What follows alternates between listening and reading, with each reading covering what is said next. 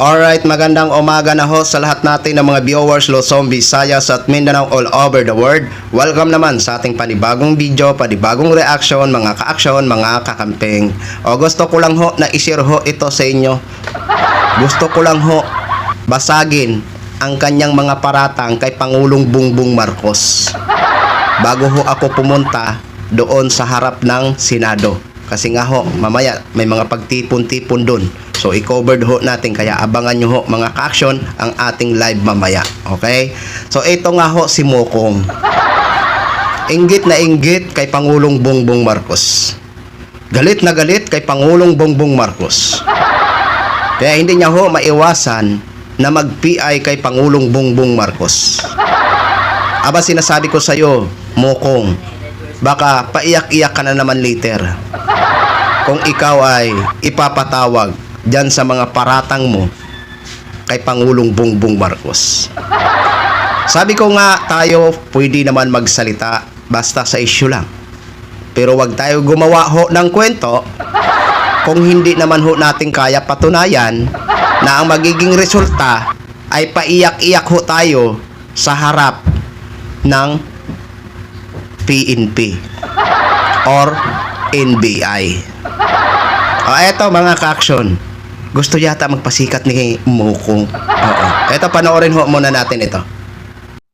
Itong ating adik, magnanakaw at sinungaling na presidente na si Bongbong Marcos Jr. ay hindi lang pala mahilig maghugas kamay upang mapagtakpan ang kanyang mga kasalanan, kundi mahilig din siyang mag-seek ng recognition. Yun bang maghanap ng mga papuri at mga acknowledgement para sa sarili niya? Seeking recognition ayon sa mga psychologists is a sign of anxiety, insecurity, or childishness. Meron bang mental health issue itong ating Pangulo? Dapat magpasuri na siya kung meron. Baka isa na ito sa mga epekto ng pagtitake niya ng droga. Mga kaibigan, sinabi niya na ang kanya daw pinakamalaking achievement. At dahil nga daw papurihan siya at pararangalan siya, at dahil siya ang unang nagbunyag ng mga katiwalian at korupsyon sa kanyang sariling gobyerno. Nagago kang Marcos kang, bobo kang, mag-resign ka na ng tanga kang putang ina ka. Natural mo na gawain yan ang maghanap at mag-expose ng korupsyon sa sarili mong gobyerno. Niluplo ka ng mga tao dyan. Accountable ka sa mga Pilipino na gawin iyan. Yan ang katungkulan mo. Kung hanggang sa ngayon hindi mo pa na-realize kung bakit mo kasi tinanggal ang Anti-Corruption Office nung nagsimula kang mamuno.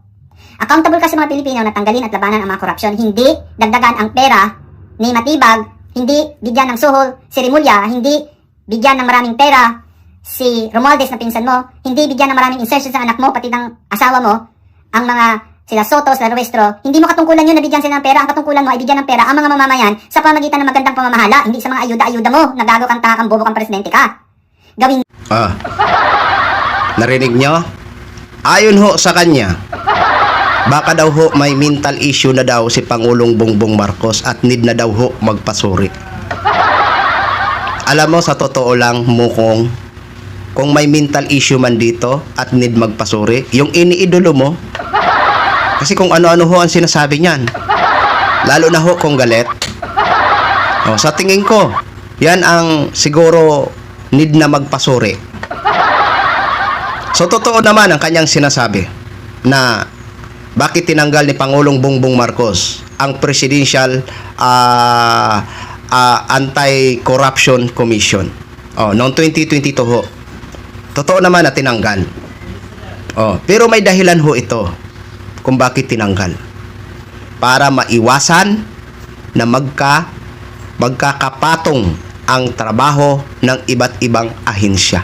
Kumbaga, ginawang simple para magiging, kung baga ganun, ginawang simple.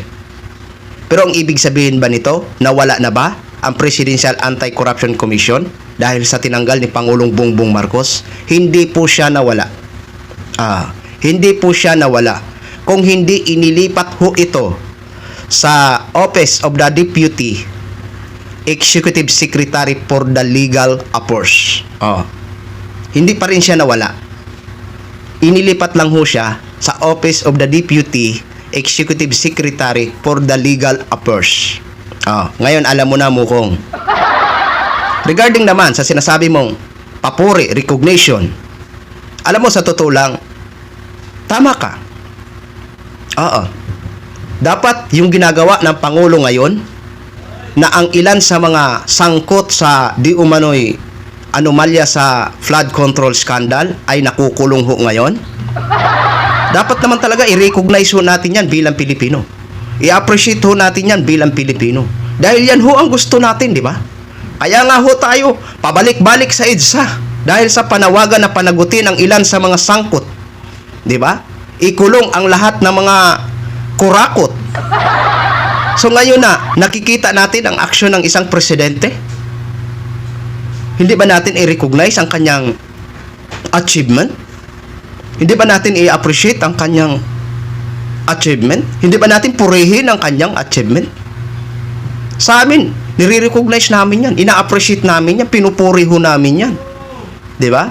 Sa inyo kasi, magkaiba kasi. DDS kasi kayo. DDS ang utak talaga nyo. Ano man ang gawin ng Pangulo, para sa inyo, useless.